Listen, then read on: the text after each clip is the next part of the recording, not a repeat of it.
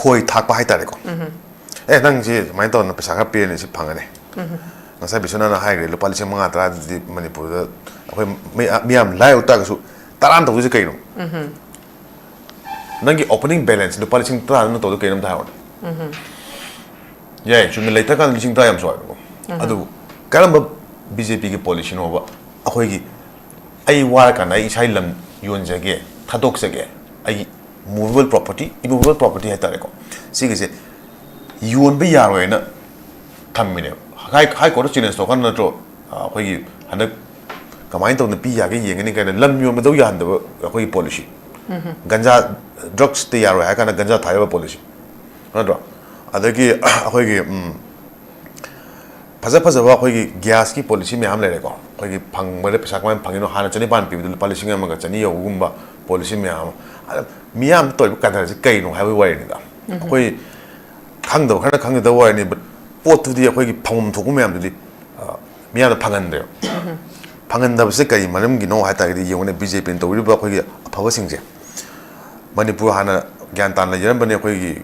karong ni khong de karai matam no akhoi kan to isu akhoi gi hanak khai bung ta isu to pu gi khang de ko ai ha ji akhoi jum phap ta ja de ai kan os menam secretary sule kan to de wa ta ai jum hing ja ba de BJP matam da rai khalle ada ai jum khaja ba ka de hanak si BJP na phap mam to won na chief minister su resign to bom yaw ro ba amai jum to gum to ko ana pha ba nungai wa to ni na khoi gi BJP gi lingak si manung da khoi ji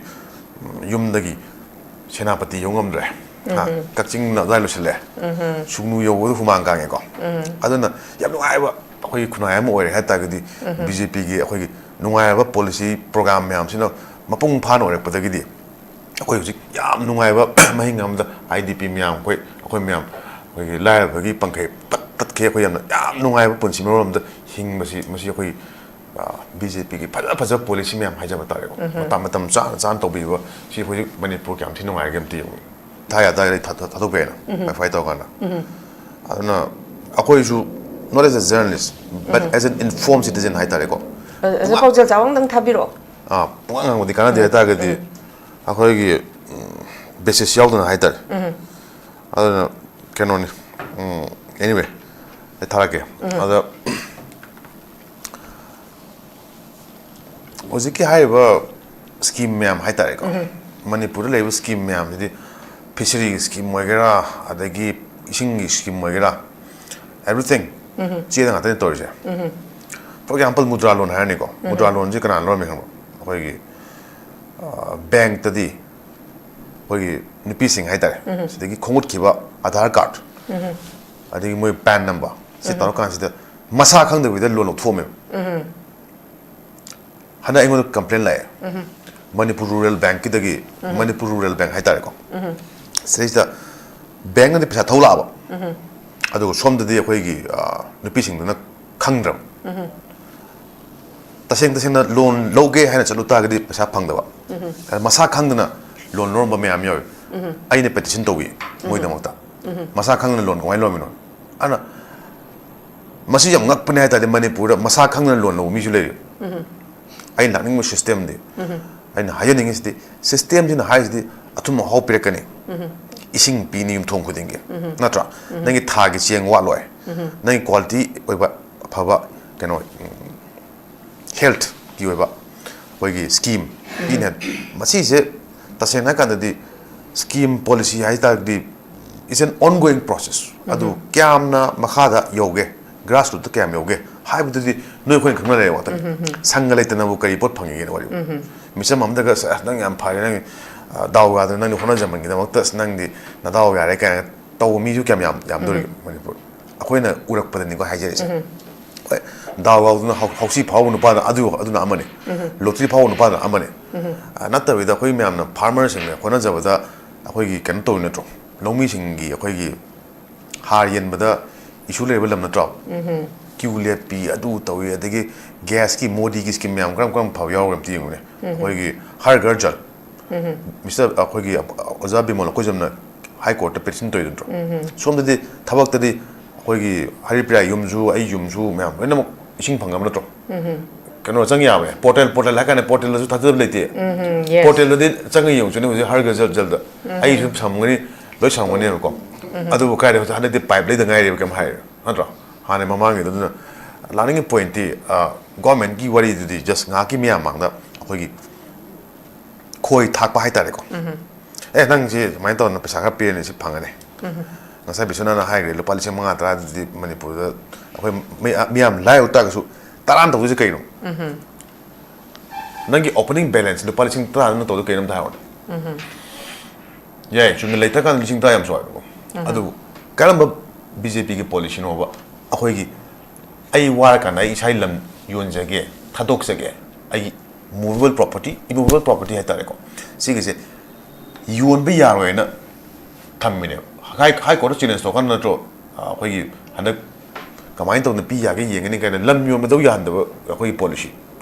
ganja drugs te yaro ha kan ganja thai policy na do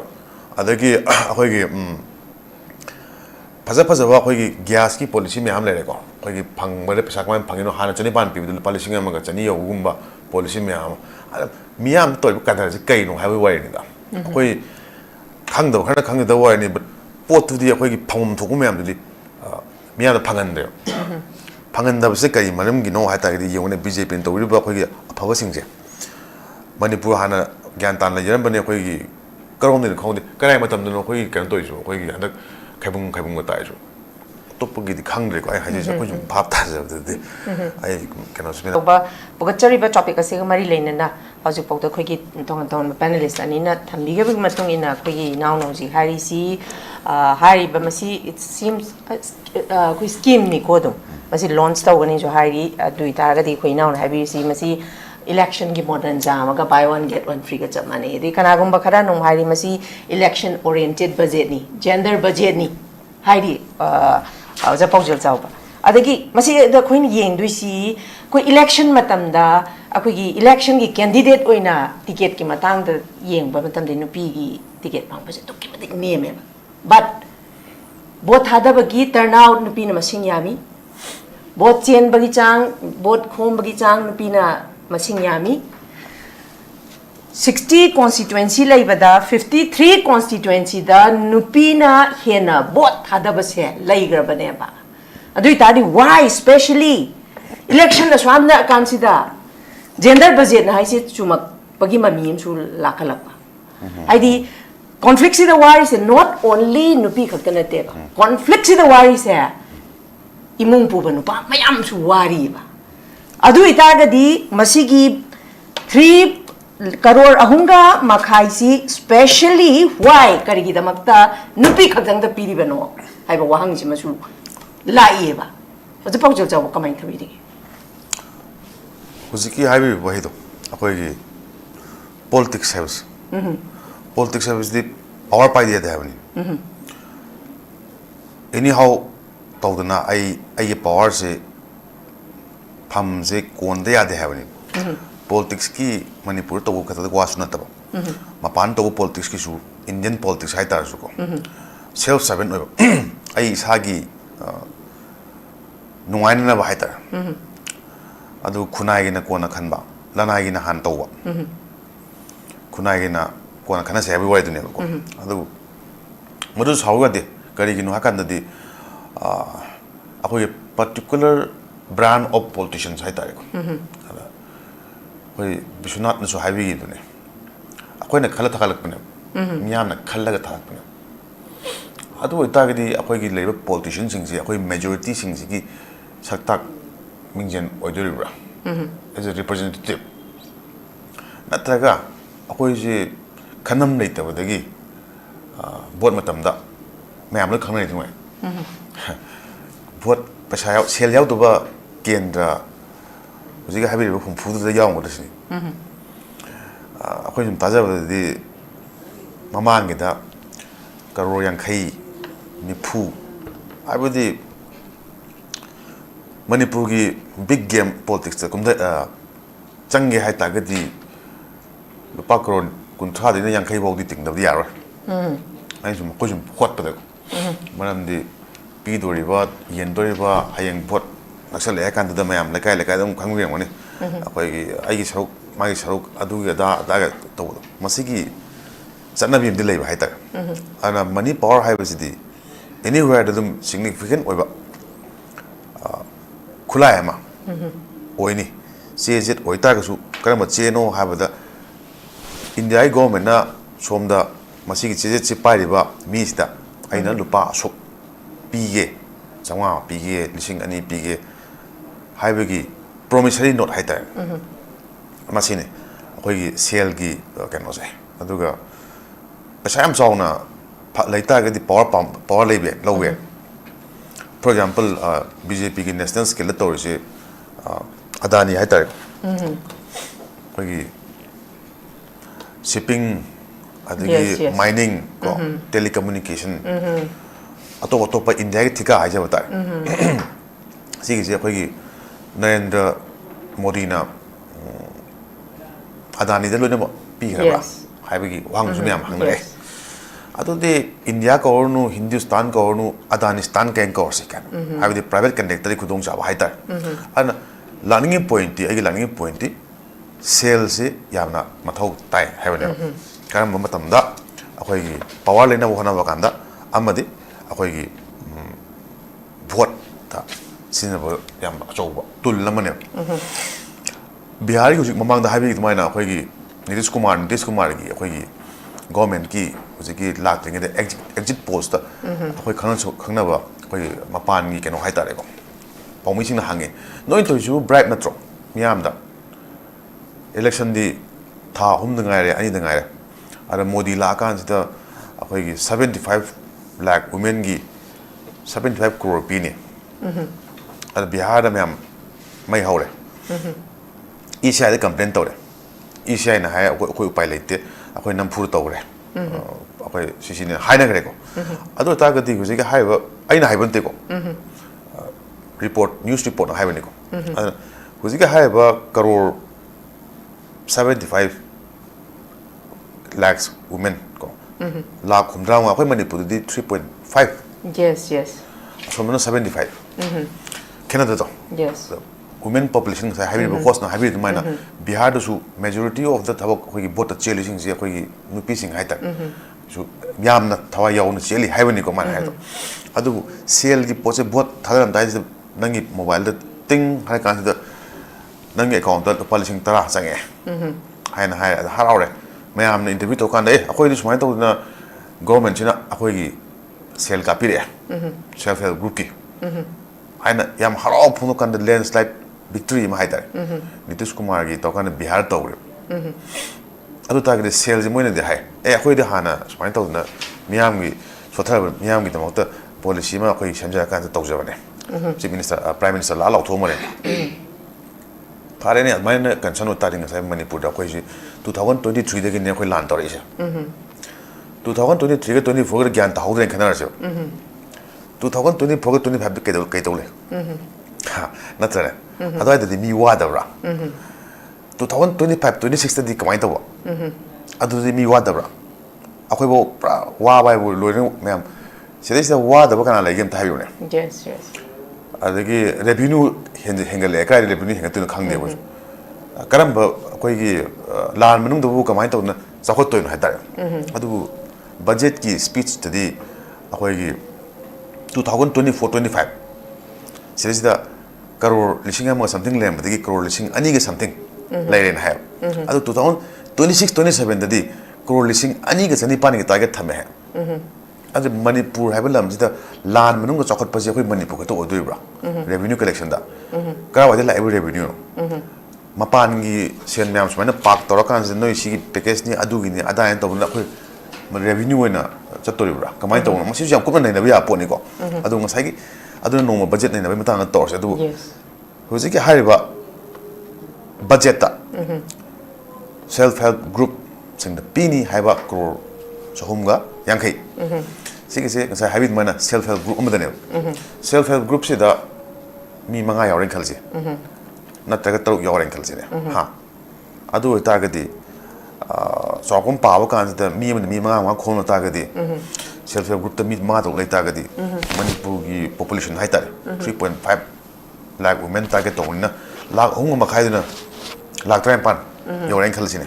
ꯅꯠꯇ꯭ꯔꯥ Yes. ꯇꯔꯨꯛ ꯑꯍꯨꯝꯒꯨꯝꯕ ꯑꯗꯨ ꯆꯥꯡꯗ ꯄꯨꯔꯤꯅꯔꯀꯥꯟꯗ round about ꯃꯥꯏꯅ ꯄꯥꯔꯁꯦꯕ ꯑꯗꯨ ꯇꯥꯔꯒꯗꯤ ꯑꯩꯈꯣꯏ ꯒ꯭ꯔꯨꯞꯀꯤ ꯄꯩꯁꯥ ꯄꯤꯔꯛꯀꯅꯤ ꯍꯥꯏ ꯇꯥꯔꯗꯤ ꯉꯁꯥꯏ 3.5 ꯂꯥꯛꯇꯨ ꯈꯛꯇꯒꯤ ꯅꯠꯇꯦꯕ ꯃꯅꯤꯄꯨꯔꯒꯤ ꯂꯩꯔꯤꯕ ꯑꯦꯟꯇꯥꯌꯔ 18 ꯂꯥꯛꯁꯀꯤ ꯋꯨꯃꯦꯟ ꯄꯣꯄꯨꯂꯦꯁꯟꯁꯦ ꯇꯥꯔꯒꯦꯠ ꯇꯧꯔꯤꯕ꯭ꯔꯥ ꯍꯥꯏꯕꯒꯤ ꯋꯥꯍꯪ ꯑꯃꯁꯨ ꯃꯌꯥꯝꯅ ꯍꯪꯅꯔꯤ ꯍꯥꯏꯇꯥꯔꯦ ꯑꯃꯨꯛ ꯍꯟꯖꯤꯟꯖꯔꯛꯀꯦ ꯑꯗꯨ ꯑꯣꯏꯇꯥꯔꯒꯗꯤ ꯗꯤꯁꯄ꯭ꯂꯦꯁ ꯑꯣꯏꯔꯤꯕꯅ 60,000ꯅꯤꯀꯣ ꯑꯩꯈꯣꯏꯒꯤ ꯑꯦꯁ ꯄꯔ ꯔꯦꯀꯣꯔꯠ ꯍꯥꯏꯖꯕ ꯇꯥꯔꯦ ꯁꯣꯝꯗꯅ IDPꯒꯤ ꯄꯤꯅꯤ ꯍꯥꯏꯁꯦ ꯀꯔꯣꯔ 793ꯅꯦꯕ ꯑꯗꯨ ꯇꯥꯔꯦ ꯀꯔꯝꯕ ꯀ꯭ꯔꯥꯏꯇꯦꯔꯤꯌꯥꯗ ꯌꯦꯡꯕꯤꯗꯣꯏꯅꯣ ꯍꯧꯖꯤꯛꯀꯤ ꯁꯦꯜꯁꯦ IDP ꯀꯔꯝꯕꯅ ꯀꯃꯥꯏꯅ ꯐꯣꯀꯁ ꯄꯤꯒꯗꯣꯏꯒꯦ ꯄꯟꯕ ꯌꯥꯏꯅ ꯑꯩꯈꯣꯏ ꯃꯣꯏꯔꯥꯡꯗ ꯊꯨꯝ ꯌꯥꯝ ꯆꯥꯔꯝꯕꯒꯤ ꯄꯣꯠ ꯑꯃ ꯂꯩꯗꯅ Yes, IDP yes. ꯃꯌꯥꯝ BPꯒ ꯋꯥꯡꯕ ꯂꯣꯏꯔꯝꯒꯅꯤ ꯊꯨꯝꯒꯤ ꯊꯨꯝꯉꯒ ꯆꯥꯔꯣ ꯀꯔꯤꯝ ꯇꯧꯗ꯭ꯔꯦꯕ ꯑꯗꯨ ꯑꯣꯏꯇꯥꯔꯒꯗꯤ 734 ꯀ꯭ꯔꯣꯔꯁꯤ ꯑꯩꯈꯣꯏꯒꯤ ꯃꯇꯤꯛ ꯆꯥꯅ ꯂꯩꯔꯤꯕ IDPꯁꯤꯡꯗꯨ ꯌꯧꯕꯤꯗꯣꯔꯤꯕ꯭ꯔꯥ ꯋꯥꯍꯪ ꯑꯃ ꯌꯧꯕꯤ ꯇꯥꯔꯗꯤ ꯌꯥꯝ ꯐꯔꯦ ꯑꯩꯈꯣꯏꯅ ꯄꯥꯝꯖꯔꯤꯁꯨ ꯑꯗꯨꯅꯤ ꯁ꯭ꯀꯤꯝ ꯄꯨꯕꯤꯔꯛꯄ ꯀꯥꯟꯁꯤꯗ 2026-27ꯗ ꯈꯤꯇꯪ ꯄꯨꯕꯤꯔꯤꯁꯤ ꯀꯩꯒꯤꯅꯣ ꯍꯧꯖꯤꯛ ꯍꯥꯏꯕ 734 ꯀ꯭ꯔꯣꯔꯁ ꯇꯨ 2024-25ꯒꯤ ꯕꯖꯦꯠꯇ ꯍꯥꯏꯐꯦꯠꯇꯪ ꯔꯤꯐ꯭ꯂꯦꯛ ꯇꯧꯕꯗꯤ ꯀꯃꯥꯏꯅ ꯇꯧꯕꯖꯥꯠꯅꯣ ꯚꯣꯠ ꯅꯛꯁꯤꯜꯂꯀꯥꯟꯁꯤꯗ ꯑꯩꯈꯣꯏꯒꯤ ꯍꯧꯖꯤꯛꯀꯤ ꯍꯥꯏꯔꯤꯕ ꯁꯦꯜꯐ ꯍꯦꯜꯞ ꯒ꯭ꯔꯨꯞꯀꯤ ꯂꯨꯄꯥ 13,000ꯒꯤ ꯁ꯭ꯀꯤꯝꯁꯦ ꯂꯧꯊꯣꯛꯄꯤꯔꯤꯁꯤꯅ ꯀꯃꯥꯏꯅ ꯇꯧꯔꯤꯅꯣ ꯄꯤꯔꯛꯇꯣꯏꯅꯦꯕ ꯑꯩꯈꯣꯏꯅ ꯑꯣꯏꯕ ꯇꯥꯔꯒꯗꯤ ꯑꯣꯒꯁꯇ ꯈꯔ ꯑꯃꯨꯛ ꯄꯤꯔꯅꯤꯀꯣ ꯑꯗꯒꯤ ꯗꯤꯁꯦꯝꯕꯔ ꯈꯔ ꯄꯤꯔꯛꯀꯗ꯭ꯔꯥ ꯍꯌꯦꯡꯁꯦ ꯚꯣꯠꯅꯦ ꯀꯩ ꯍꯥꯏꯗꯨꯗ ꯈꯔ ꯑꯃꯨꯛ ꯇꯧꯔꯒꯗꯤ ꯍꯥꯏꯕ ꯌꯥꯏꯅ BJPꯗꯨꯁꯨ ꯁꯥꯎ ꯌꯥꯗ꯭ꯔꯦ ꯍꯥꯏ ꯇꯥꯔꯒꯗꯤ ꯑꯩꯈꯣꯏꯗꯤ ꯏꯌꯥꯔꯃꯥꯔꯛ ꯇꯧꯔ ꯊꯝꯖꯕꯅꯤ ꯍꯥꯟꯅ ꯕꯖꯦꯠꯇ ꯍꯥꯞꯆꯤꯟꯈ꯭ꯔꯕꯅꯤ ꯄ꯭ꯔꯣꯕꯤꯖꯟ ꯍꯥꯞꯈ꯭ꯔꯦ ꯑꯩꯈꯣꯏꯅ ꯃꯤꯒꯤ ꯚꯣꯠ ꯀꯃꯥꯏꯅ ꯂꯩꯗꯣꯏꯅꯣ ꯁꯤꯗꯤ ꯒꯣꯔꯃꯦꯟꯅ ꯑꯩꯈꯣꯏꯒꯤ ꯂꯩꯔꯤꯕ ꯅꯨꯄꯤꯁꯤꯡꯒꯤ ꯌꯥꯏꯐꯅꯕ ꯆꯥꯎꯈꯠꯅꯕ ꯃꯅꯤꯄꯨꯔ ꯏꯃꯥꯁꯤꯡꯒꯤ ꯏꯆꯜꯁꯤꯡꯒꯤ ꯇꯧꯕꯅꯤ ꯑꯗꯣ ꯋꯥ ꯉꯥꯡꯏꯁꯤꯡꯗꯨꯗꯤ ꯀ꯭ꯔꯤꯇꯤꯁꯤꯖꯝꯅꯤ ꯍꯥꯏꯗꯨꯅꯦ ꯌꯥꯝ ꯐꯖꯕ ꯅꯦꯔꯦꯇꯤꯞ ꯉꯥꯛꯇꯅꯦ ꯇꯧꯕꯤ ꯇꯥꯏꯁꯦ ꯑꯗꯨ ꯇꯥꯔꯒꯁꯨ ꯃꯇꯥꯡ ꯆꯥꯕꯗꯣ ꯉꯁꯥꯏꯒꯤ ꯃꯃꯥꯡ ꯆꯍꯤꯒꯤ 2023, 24, 25, 26 ꯁꯤꯗꯩꯁꯤꯗꯗꯤ ꯑꯣꯡꯂꯤ 2026, 27ꯁꯤꯗ particularly ꯐꯣꯀꯁ ꯇꯧꯕꯒꯤꯁꯦ ꯀꯩꯅꯣ ꯅꯍꯥꯟꯒꯩꯗꯤ ꯑꯦꯁꯦꯝꯕ꯭ꯂꯤ ꯊꯝꯕ ꯇꯥꯔꯒꯁꯨ ꯑꯃ ꯇꯧꯕ ꯇꯥꯔꯒꯁꯨ ꯁꯁꯄꯦꯟꯗꯦꯠ ꯀꯩꯅꯣ ꯊꯝꯕ ꯇꯥꯔꯒꯁꯨ ꯑꯩꯈꯣꯏꯒꯤ ꯑꯦꯅꯤꯃꯦꯁꯟ ꯊꯝꯕ ꯇꯥꯔꯒꯁꯨ ꯂꯩꯔꯤꯕ ꯄꯦꯀꯦꯖꯁꯤꯡꯁꯤꯗꯤ ꯁꯦꯟꯇ꯭ꯔꯦꯜꯒꯤ federal system of government Yes, yes. ꯄꯤꯊꯔꯛꯄ ꯂꯣꯏ ꯌꯥꯏꯅ ꯃꯣꯗꯤ ꯂꯥꯛꯄ ꯀꯥꯟꯗ ꯂꯥꯎꯔꯝꯗ꯭ꯔꯤ ꯀꯩꯒꯤꯅꯣ ꯀꯔꯤ ꯄꯤꯔꯝꯒꯦꯕ ꯃꯇꯝꯗꯨꯗ ꯀꯔꯣꯔ ꯑꯗꯨ ꯑꯗꯥ ꯍꯥꯏꯕꯅ ꯍꯥꯏꯕꯗꯤ ꯍꯥꯏꯀꯣ ꯑꯗꯨ ꯇꯥꯔꯒꯁꯨ ꯃꯇꯝꯗꯨꯗ ꯍꯥꯏꯕꯤꯔꯝꯃꯦ ꯀꯩ ꯍꯥꯏꯒꯦꯕ 734 crore ꯄꯦꯀꯦꯖ ꯑꯃ ꯄꯤꯒꯦ ꯍꯥꯞꯄꯤꯔꯝꯒꯦ ꯍꯥꯏꯕꯗꯤ ꯑꯦꯂꯦꯛꯁꯟ ꯕꯤꯍꯥꯔꯒꯤ ꯑꯦꯂꯦꯛꯁꯟ ꯃꯃꯥꯡꯗ ꯇꯧꯔꯤꯕ ꯃꯣꯗꯤꯒꯤ ꯑꯩꯈꯣꯏꯒꯤ ꯀꯩꯅꯣ ꯍꯥꯏꯇꯥꯔꯦꯀꯣ ꯃꯥꯒꯤ ꯌꯥꯝ ꯐꯖꯕ ꯑꯩꯈꯣꯏꯒꯤ ꯂꯤꯂꯥ ꯈꯔ ꯍꯥꯏꯇꯥꯔꯦ ꯑꯗꯨꯏꯗꯣ ꯃꯅꯤꯄꯨꯔꯗ ꯑꯃꯨꯛ ꯇꯧꯒꯦ ꯍꯥꯏꯕ ꯑꯗꯨ ꯇꯥꯔꯦ ꯑꯩꯈꯣꯏ ꯍꯧꯖꯤꯛ ꯀꯩꯅꯣꯅ ꯍꯥꯏꯔꯦ ꯕꯤꯁ꯭ꯋꯅꯥꯊꯅ ꯍꯥꯏꯔꯦ ꯑꯩꯈꯣꯏ ꯌꯦꯡꯕ ꯇꯥꯔꯦ ꯂꯨꯄꯥ 10,000ꯅ ꯑꯩꯈꯣই ꯌꯥꯗꯣꯔꯤꯕ꯭ꯔꯥ ꯑꯩ ꯃꯣꯠꯇꯗꯤ ꯋꯨꯃꯦꯟ ꯑꯦꯝꯄꯥꯋꯔꯃꯦꯟꯇ ꯁꯦꯟ ꯊꯥꯗꯕꯤꯒꯅꯤ ꯂꯧꯔꯁꯨ ꯀꯩꯁꯨ ꯀꯥꯏꯗꯦꯀꯣ ꯑꯗꯨꯝ ꯂꯧꯕꯤꯌꯨ ꯄꯥꯏꯕꯤꯌꯨ ꯁꯦꯟ ꯄꯤꯔꯗꯤ ꯂꯧꯕꯤꯔꯣ ꯀꯩꯁꯨ ꯀꯥꯏꯗꯦ ꯅꯠꯇ꯭ꯔꯥ ꯑꯗꯨꯕꯨ ꯃꯗꯨꯅ ꯀꯌꯥꯝ ꯑꯦꯐꯦꯛ ꯇꯧ ꯉꯝꯒꯗꯣꯏꯒꯦ ꯍꯥꯏꯕꯒꯤ ꯋꯥꯔꯤꯅꯤ ꯕꯤꯍꯥꯔꯗꯗꯤ 60% ꯇꯧꯈꯤꯕ Yes. 60-65% ꯍꯥꯏꯇꯥꯔꯦ ꯃꯅꯤꯄꯨꯔꯗ ꯀꯃꯥꯏꯅ ꯇꯧꯒꯦ ꯍꯥꯏꯕ ꯀꯣꯏꯁꯟ ꯑꯃꯗꯤ ꯌꯦꯡꯕ ꯌꯥꯏ ꯑꯗꯨ ꯉꯁꯥꯏ ꯍꯥꯏꯕꯒꯤ ꯑꯗꯨꯃꯥꯏꯅ ꯃꯅꯤꯄꯨꯔꯒꯤ ꯂꯩꯔꯤꯕ ꯏꯃꯥ ꯏꯕꯦꯜ ꯏꯆꯜ ꯏꯆꯦ ꯃꯌꯥꯝꯁꯤꯗꯤ ꯍꯦꯛꯇ ꯍꯨꯝꯕꯗꯁꯨ ꯍꯦꯛꯇ ꯆꯠꯄ ꯂꯣꯏꯅꯃꯛ ꯆꯠꯀꯅꯤ ꯍꯥꯏꯕꯁꯨ ꯂꯩꯇꯦ ꯑꯗꯨꯅ ꯃꯇꯝꯁꯤꯗ ꯑꯩꯈꯣꯏꯒꯤ ꯃꯇꯝ ꯂꯥꯛꯄ ꯀꯥꯟꯗ ꯗꯤꯁꯤꯖꯟ ꯆꯞ ꯆꯥꯕ ꯗꯤꯁꯤꯖꯟꯗꯣ ꯑꯩꯈꯣꯏ ꯃꯅꯤꯄꯨꯔꯒꯤ ꯏꯃꯥ ꯏꯕꯦꯜꯁꯤꯡ ꯑꯃꯗꯤ IDP ꯑꯃꯗꯤ ꯃꯅꯤꯄꯨꯔꯒꯤ ꯃꯤꯌꯥꯝ ꯁꯤꯅ ꯂꯧꯔꯛꯀꯗ꯭ꯔꯥ ꯍꯥꯏꯕꯒꯤ ꯋꯥꯈꯜꯂꯣꯟꯗꯨꯅꯤ ꯑꯩꯈꯣꯏꯅ ꯊꯥꯖꯕ ꯂꯩꯖꯩꯁꯦ ꯃꯗꯨ ꯀꯃꯥꯏꯅ ꯇꯧꯒꯦꯗꯤ ꯌꯦꯡꯉꯁꯤ ꯍꯧꯖꯤꯛꯀꯤ ꯑꯣꯏꯅꯗꯤ ꯕꯖꯦꯠꯇ ꯍꯥꯞꯈ꯭ꯔꯦ Okay. Thank you very much. ꯊꯥꯒꯠꯆꯔꯤ ꯑꯩ ꯂꯣꯏꯁꯤꯜꯂꯛꯄꯗ ꯑꯣꯖꯥ ꯄꯥꯎꯖꯦꯜ ꯆꯥꯎꯕꯗ ꯂꯥꯛꯆꯒꯦ ꯑꯣꯖꯥ ꯄꯥꯎꯖꯦꯜ ꯆꯥꯎꯕ ꯑꯩꯈꯣꯏꯒꯤ ꯉꯁꯥꯏ ꯇꯣꯉꯥꯟ ꯇꯣꯉꯥꯟꯕ ꯁ꯭ꯀꯤꯝ ꯑꯩꯅ ꯄꯟꯖꯈ꯭ꯔꯦ ꯑꯩꯈꯣꯏꯒꯤ ꯏꯅꯥꯎꯆꯥꯅꯁꯨ ꯃꯣꯗꯤ ꯑꯩꯈꯣꯏꯒꯤ ꯄ꯭ꯔꯥꯏꯝ ꯃꯤꯅꯤꯁꯇꯔ ꯅꯔꯦꯟꯗ꯭ꯔ ꯃꯣꯗꯤꯒꯤ ꯁ꯭ꯀꯤꯝ ꯇꯣꯉꯥꯟꯕ ꯖꯦꯔꯣ ꯕꯦꯂꯦꯟꯁꯇ ꯆꯪꯉꯛꯈꯤꯕ ꯈꯣꯠꯂꯛꯈꯤꯕꯒꯤ ꯋꯥꯔꯤ ꯂꯩꯈ꯭ꯔꯦ ꯑꯗꯨꯃꯛꯄꯨ ꯅꯥꯀꯜ ꯑꯃꯔꯣꯝꯗ ꯍꯟꯗꯛꯀꯤ ꯋꯨꯃꯦꯟꯁ ꯗꯦꯒ ꯃꯔꯤ ꯂꯩꯅꯅ ꯅꯨꯄꯤ ꯈꯛꯇꯪꯗ ꯑꯣꯏꯇꯥꯔꯒꯁꯨ ꯀꯔꯣꯔ 350 ꯍꯥꯏꯕꯁꯤ ꯏꯠꯁ ꯑ ꯍ꯭ꯌꯨꯖ ꯑꯦꯃꯥꯎꯟꯠ ꯑꯗꯨꯕꯨ ꯅꯨꯄꯤ 350,000ꯗ 10,000 ꯍꯥꯏꯁꯦ ꯑꯣꯖꯥ ꯄꯥꯎꯖꯦꯜ ꯆꯥꯎꯕ ꯍꯤꯁꯇ꯭ꯔꯤꯅꯤꯀꯣ ꯇꯁꯦꯡꯅ ꯐ꯭ꯔꯤꯗ ꯆꯪꯒꯗꯣꯏꯅꯤ ꯁꯤꯡꯗꯧ ꯄꯩꯁꯥ ꯅꯠꯇꯦ ꯇꯁꯦꯡꯅ ꯃꯁꯤ ꯌꯥꯝ ꯇ꯭ꯔꯥꯟꯁꯄꯔꯦꯟ ꯑꯣꯏꯅ ꯇꯧꯔꯒꯗꯤ ꯑꯗꯣ ꯀꯩ ꯊꯝꯕꯤꯅꯤꯡꯉꯦ ꯑꯣꯖꯥ ꯄꯥꯎꯖꯦꯜ ꯆꯥꯎꯕ ꯁꯦꯜꯐ ꯍꯦꯜꯞ ꯒ꯭ꯔꯨꯞ ꯍꯥꯏꯕꯅꯦ ꯏꯟꯗꯤꯕꯤꯖꯨꯋꯦꯜ ꯅꯠꯇꯦ ꯌꯥꯝ ꯈꯤꯇꯪ ꯑꯗꯣ ꯑꯩꯈꯣꯏꯒꯤ ꯏꯅꯥꯎꯆꯥꯅꯗꯤ individual amamamda pigadamnena clarification di pibigre ko anyway aduna koigi spokesperson gi wakhan performnina adada koi sida budget te yarba che de yar di self help group haibneba aina hayo aina haibna te go budget ina sa si ma phajanam ta clear to biram ko miyam na su yani makhata bi individual pi targeti individual package haibena self help group haibe kaino puthona jodum ko chi yar ko sida no screen ni thaya da ta to bena fight to kana aduna akoi ju not as a journalist but as an informed citizen 하이타래고 as a 파우젤 자왕당 타비로 아 뿡한 어디 가나 되다 그디 아 거기 베시스 야우드나 하이타 아나 캐논 anyway 타라게 아다 어저께 하이버 스킴 매암 하이타래고 머니푸르 레이브 스킴 매암들이 피셔리 스킴 뭐게라 아다기 이싱기 스킴 뭐게라 everything 지에다 같은 또르제 for example mudra loan 하니고 mudra loan 지 그런 로미 한 거기 bank तदी 거기 니피싱 하이다래 되게 공ут 기바 아धार 카드 아다기 뭐 PAN 넘버 시타로 칸시데 마사 칸데 위데 로로 투메 하나 이거 컴플레인 라이 Manipur Rural Bank 기다기 Manipur Rural Bank 하이다래 거 세이다 뱅은데 비자 더라고 아주 somdadi 거기 누피싱도나 강드럼 따생따생나 론 로게 하나 잘루타가디 pesa phangdaba masa khangdana loan lor ba myam yoy aine petition towi moidamokta masa khangna loan ko ai lomino ana masi yam ngak pne ta de manipur masa khangna loan lo mi jule ai lakning mo system de ai na hayening is de system din ha is de atum ho pirekani ising pi ni thong khudinge natra nangi thagi chiang wa loi nangi quality oiba phaba keno health ki oiba oigi scheme in masi se tasena kan di scheme policy hai ta di is an ongoing process adu kyamna makhada yoge grassroots kyam yoge hai bu di noi khoi khangna le wa ta sangal itna bu kai pot phangi ge wari misam amda ga sa nang am phai nang daw ga nang ni khona jamang gi da mak nang di na daw ga re ka taw mi ju kyam yam do manipur akoina urak pa ni ko hai je daw ga na hausi phau nu pa adu na amane lottery phau nu pa na amane natta wi da khoi myam na farmers sing ne khona jaba da akhoi gi kan to na tro lomi sing gi akhoi gi har yen ba da issue level lam na tro kiule pi adu to wi adagi gas ki modi ki scheme myam gram phau yaw ram ti ngune akhoi gi har gar jal Mr. akhoi gi ozabi mon ko jamna high court ta petition to idun tro som de thabak ta di akhoi gi haripra yumju ai yumju myam enam ising phangam na tro kano changya me portal la kana portal la ju thadab leite portal la de changi yong chune har gar jal jal da ai ju samngani loi samngani ko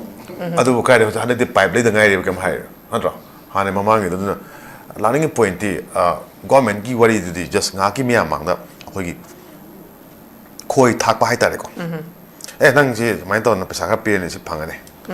na sa bisuna na hai re lo pali manga tra di manipur da akhoi miam lai uta ka su taran to ji kai no nang gi opening balance lo pali tra na to kai nam da ha ye chung le ta kan ling tra yam so ko adu karam BJP ki policy no ba akhoi gi ai war ka na ai sai lam yon jage thadok sage ai movable property immovable property hai tare ko sige se yon be yaro na thammine hai ko chine so kan na tro khoi gi hanak kamai to na pi ya ge yeng ni ka na lam yon me do yan da khoi policy ganja drugs te yaro ha kana ganja thai ba policy na tro adagi khoi gi faza ba khoi gi gas ki policy me am le ko khoi gi phang ba le pesa kamai phangino hana chani ban pi du policy ngam ga chani yo gumba policy me am 미암 또 간다지 게이노 하고 와이니다 거의 강도 하나 강도 와이니 포트디 거기 방음 도구 미암들이 미암도 방한데요 방한다 버스까지 말음기 노 하다기 이번에 BJP는 또 우리 거기 아파가 생제 만니푸르 하나 간단나 이런 번에 거기 그런데 거기 그래 맞담도 거기 그런 또 있어 거기 하나 개봉 거 따이죠 떡볶이 강들 거 아니 자꾸 좀밥 타서는데 아이 그냥 수면함 새끼들 실래 간떡도 와놨다 아니 좀 행자부터 BJP 맞담들 아니 칼려 아니 좀 가져봐 간데 한닥시 BJP나 파면 또 원는 집 미니스트리 리사인 또 보면 여러 아마 좀 도금 또 이거 아나 파파 누가 와도 또 원이나 거기 BJP 기 링학시 만능다 거기 юм다기 세나파티 용엄들 각징 나달로 실래 중루 요구도 후만 강해 거 아드나 야 누가이바 거기 군아야 뭐 오래 했다 그디 BJP 기 거기 누가이바 폴리시 프로그램 매암시나 마뽕 파노 오래 버다기디 거기 지 얌 누가이바 마hingam다 IDP 매암 거기 매암 거기 라이브 거기 빵케 딱 ꯇꯠꯈꯤ ꯑꯩꯈꯣꯏ ꯌꯥꯝ ꯅꯨꯡꯉꯥꯏꯕ ꯄꯨꯟꯁꯤ ꯃꯔꯣꯝꯗ ꯍꯤꯡꯕꯁꯤ ꯃꯁꯤ ꯑꯩꯈꯣꯏ BJPꯒꯤ ꯐꯖꯕ policy ꯃꯌꯥꯝ ꯍꯥꯏꯖꯕ ꯇꯥꯔꯦꯀꯣ ꯃꯇꯝ ꯆꯥꯅ ꯇꯧꯕꯤꯕ ꯁꯤ ꯍꯧꯖꯤꯛ ꯃꯅꯤꯄꯨꯔ ꯀꯌꯥꯝ ꯊꯤ ꯅꯨꯡꯉꯥꯏꯔꯒꯦ ꯑꯝꯇ ꯌꯦꯡꯉꯨ ꯑꯁꯨꯃꯥꯏꯅ ꯊꯝꯖꯒꯦ Okay, thank you very much.